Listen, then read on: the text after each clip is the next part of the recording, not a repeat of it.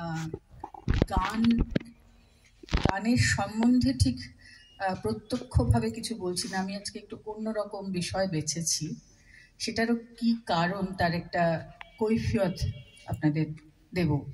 আমাকে যদি বা কেউ জেনে থাকেন, হয়তো গান করি হিসেবে আমাকে জানেন, কিন্তু আমার একটা অন্যদিকে একটা আগ্রহ খুব বেশি আছে। সেটা হচ্ছে রবীন্দ্রনাথের অন্যান্য সমস্ত রচনা। মানে আমার সবসময় গান করতে গিয়ে মনে হয়েছে যে গান শুধু করলে হবে না, মানে একটা গানকে আলাদাভাবে তুলে নিয়ে তার তাল, তার রচনাকাল, তার রাগ, সেটা জানলে ঠিক গানটিকে পরিপূর্ণ জানা যায় না।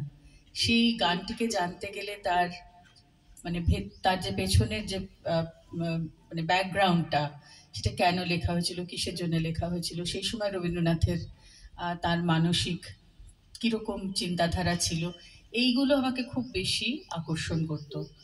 তো বিশেষ করে দু তিনটি ঘটনার পর আরো বেশি আমার মানে এদিকে ইন্টারেস্টটা যায় যে রবীন্দ্রনাথের নাটক বা কবিতা এইগুলোকে খুব বেশি করে পড়া খুব দরকার বলে মনে হয়। মানে অনেক সময় দেখেছি যখন লোকেরা, আমার ছাত্রছাত্রীদের কথাই বলছি, যখন গান বাজছেন, সেই বাছার পিছনে কোনো খুব মানে একটা ভাবনা থাকছে না। মানে সকালবেলা গান করতে এলেন, তারাও আমার আখিরও আগে গাইছেন। কেন সেটা গাইছেন? তারা গানটা সুন্দর লাগে বলে গাইছেন। এবার এই বেহাগটা যে সকালবেলা কানে ঠিক ভালো লাগছে না, এইটা সবাই কিন্তু জানেন না। নিশ্চয়ই বেশিরভাগই জানেন, কিন্তু অনেকেই জানেন না। অথবা একটা বিদায় ফেয়ারওয়েল মিটিংগুলো হয়, সেখানে একজন গিয়ে চিরসখা হে চেরোনা মোড়ে করলেন। মানে তখন ওই চিরসখা যিনি যারা চলে যাচ্ছেন তাদের উদ্দেশ্যে বলছেন আর কি, চিরসখা হে চেরোনা মোড়ে। কিন্তু এটা তো ঠিক সেরকম গান নয়। তাই জন্যে তখন থেকেই আমার মনে হচ্ছে যে গানের মানে পশ্চাৎ প্রেক্ষাপটটা খুব ভালোভাবে জানা দরকার, এবং তার জন্য রবীন্দ্রনাথের বাকি সৃষ্টির সঙ্গে পরিচিত হওয়া খুব দরকার। সেইভাবেই আস্তে আস্তে আস্তে আস্তে এটা আমি এখন বলছি যদিও, কিন্তু এই কাজটা প্রসেসটা আমি শুরু করেছি প্রায় 40 বছরের কাছে, 35 বছর আগে থেকে।